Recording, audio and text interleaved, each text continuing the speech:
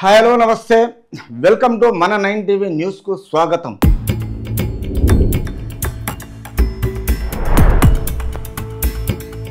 GST కుంభకోణంలో సోమేష్ పై case, వాణిజ్య పనుల శాఖ ఫిర్యాదుతో సిసిఎన్ లో నమోదు, ఎఫ్ఐఆర్ లో 5వ నిందితుడిగా పేరు, అక్రమాలకు స్పెషల్ ఇన్వెస్టర్స్ వాట్సాప్ గ్రూప్ అంటే ఏర్పాటు చేసుకున్నట్లు వెల్లడి। ఎప్పుడైతే ఈ సోమేష్ పై కల్వకుంట్ల చంద్రశేఖరరావుతో తోడి ఈయన కూడి ప్రత్యేకంగా 10 సంవత్సరాలకి చంద్రశేఖరరావు వెంబడి ఒక అడ్వైజర్గా ఉండి తర్వాత ఈయన చేసిన అరాచకాలు బయటపడకుండా టీఆర్ఎస్లను వాళ్ళను మంచిగున్నోళ్ళనిగిన ఈయన అడ్వైజ్ వల్ల టోటల్గా దిగజారిన పరిపాలన చేయించి మొత్తం ఎక్కడ పడితే అక్కడ ఆస్తులు సంపాదించడం, భూములు సంపాదించడం, కుంభకోణాలు చేయడం, ఈ వాణిజ్య పనుల శాఖ ఫిర్యాదుతో సిసిఎల్లో మొత్తం నమోదైన పేరు మీద। ఎందుకంటే ఎఫ్ఐఆర్లో 5వ నిందితుడిగా పేరు।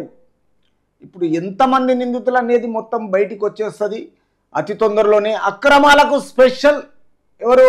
సోమేష్ కుమార్। తర్వాత ఇనిషియేటివ్స్ అంటే ఈ ఇనిషియేటివ్స్ వాట్సాప్ గ్రూపు, ఈ గ్రూపు మొత్తం ఏర్పాటు చేసుకున్న వెల్లడి ఈయనదే మొత్తం। ఎందుకంటే ఈయన చేసిన అరాచక పరిపాలన కల్వకుంట్లలోనిగిన ఈయన వల్లనే మొత్తం ఆ కల్వకుంట్లోలు మొత్తం చెడగొట్టడము, ఆస్తులు సంపాదించడము, ప్రజలను మోసం చేయడమే జరిగింది। కాబట్టి జీఎస్టీ కుంభకోణంలో ప్రభుత్వ మాజీ ప్రధాన కార్యదర్శి సోమేష్ కుమార్పై హైదరాబాద్ సిసిఎస్ పోలీసులు కేసు నమోదు చేశారు। అంటే హైదరాబాద్లో సిసిఎస్ పోలీసులు మొత్తము సోమేష్ కుమార్ మీద కేసు ఎఫ్ఐఆర్ చేసి 5వ నిందితుడిగా ఖచ్చితంగా ఎఫ్ఐఆర్ చేయడం జరిగింది। తర్వాత వాణిజ్య పనుల శాఖ అదనపు కమిషనర్ ఎస్వి కాశీ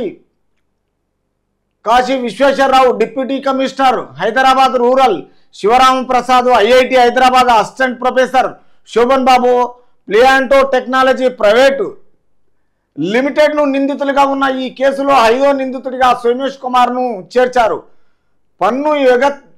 పన్ను ఎగవేతదారులకు వీరు సహకరించడం ద్వారా వేల కోట్ల అక్రమాలు జరిగినట్లు ఆ శాఖ జాయింట్ కమిషనర్ రవి కాసూరి ఇచ్చిన ఫిర్యాదు మేరకు ఈ కేసు నమోదైంది।